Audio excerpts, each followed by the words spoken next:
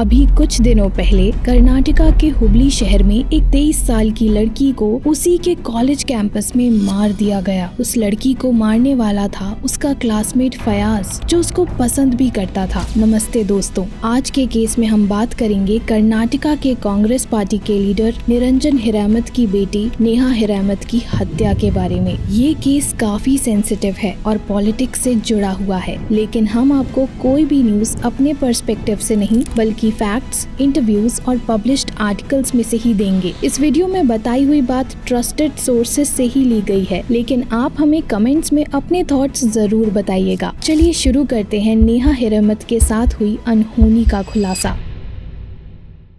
18 अप्रैल 2024 को 23 साल की नेहा हिरामत को उसके कॉलेज कैंपस में फयाज ने मार डाला। एक तरफ नेहा के पिता का कहना है कि ये लव जिहाद का केस है, लेकिन दूसरी तरफ फयाज की मदर मीडिया के थ्रू लोगों से अपने बेटे की गलती को माफ करने की गुहार लगा रही है।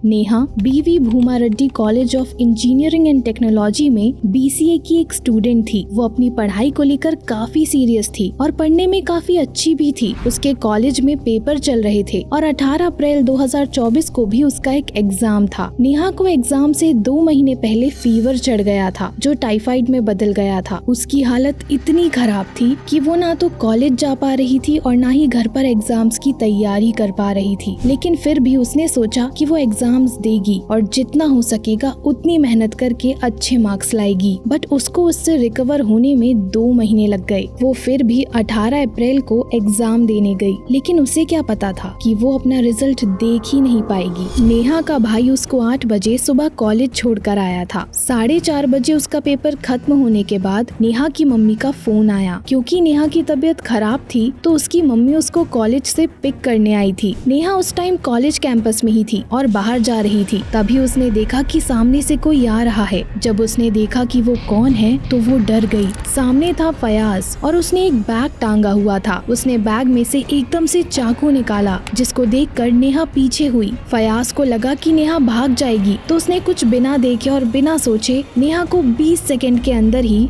10 बार चाकू मार के जान से मार डाला।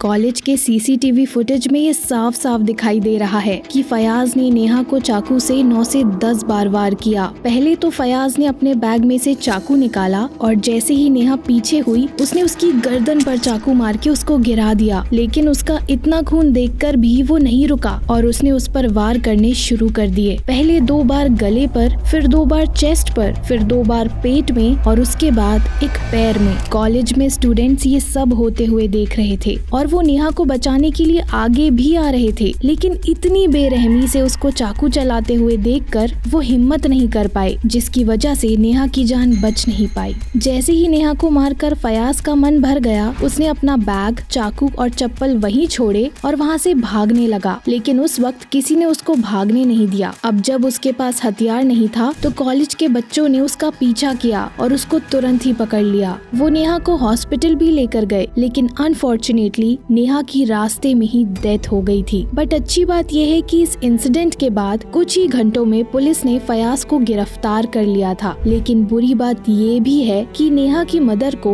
अभी तक इस बात का कुछ पता ही नहीं था। कॉलेज में भगदड़ देखकर नेहा की मदर घबरा गई थी और वो बार बार अपनी बेटी को कॉल कर रही थी। जब नेहा ने फोन नहीं उठाया तो वो पैनिक हो गई और जब उन्होंने देखा कि नेहा की बॉडी से खून बह रहा है, उनके पैरों तले धरती खिसक गई।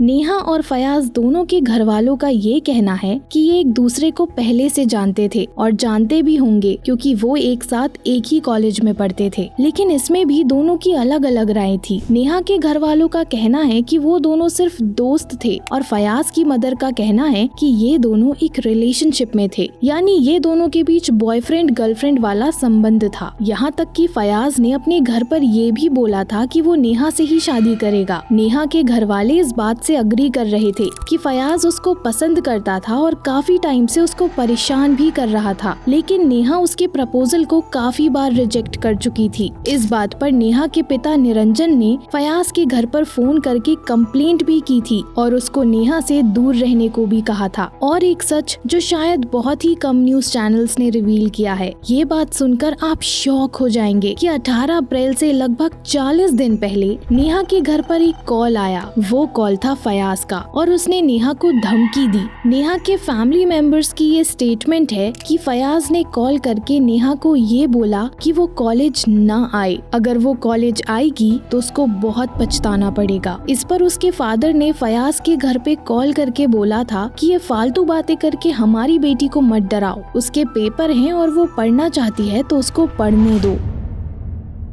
अब हम आपको फयाज के बारे में भी कुछ बता देते हैं। आप ये जान के हैरान हो जाएंगे कि फयाज बहुत ही इंटेलिजेंट लड़का था और हमेशा 90% से ऊपर ही स्कोर करता था। पढ़ाई के साथ साथ उसको बॉडी बिल्डिंग का भी बहुत शौक था और यूनिवर्सिटी की तरफ से बॉडी बिल्डिंग कंपटीशन भी जीता था। उसके पेरेंट्स मुमताज और बाबा साहिब दोनों ही टीचर्स थे, बट वो अब साथ में नहीं रहते थे। एक एजुकेटेड फैमिली से होने के बाद भी आखिर फयाज ने ऐसा क्यों किया? जैसा कि हमने बताया कि नेहा ने फयाज को किसी भी तरह का हिंट नहीं दिया और दोस्ती से आगे बढ़ने के लिए साफ इनकार कर दिया। अपनी स्मार्टनेस और इंटेलिजेंस पर घमंड होने के कारण ये बात फयाज के ईगो को हर्ट कर गई। उसने उससे बदला लेने का सोचा होगा और इसलिए उसने नेहा को मार डाला। आपको लग रहा होगा कि ये प्यार का मामला है और प्रपोजल रिजेक्ट होने की वजह से उसने इतना मेजर स्टेप उठा लिया, लेकिन इसके पीछे कुछ और भी कहानी है। कुछ 6 महीने पहले फयाज की लाइफ में कोई ऐसा चेंज आया जिसकी वजह से मानो उसकी लाइफ उल्टी ही हो गई। 90% से अबव स्कोर करने वाला बच्चा एग्जाम्स में फेल हो गया था। ऐसा क्या हुआ होगा फयाज की जिंदगी में कि उसकी लाइफ ने इतना बड़ा टर्न ले लिया? अभी हमारे पास इस पर बताने के लिए कुछ नहीं है, लेकिन हम आपको ये बता सकते हैं कि 6 महीने पहले फयाज ने अचानक से ही कॉलेज छोड़ने का डिसीजन ले लिया था और वो घर पर बैठा बैठा काफी डिप्रेस्ड हो गया था। लेकिन अचानक से 13 अप्रैल को उसने अपने घर पर बोला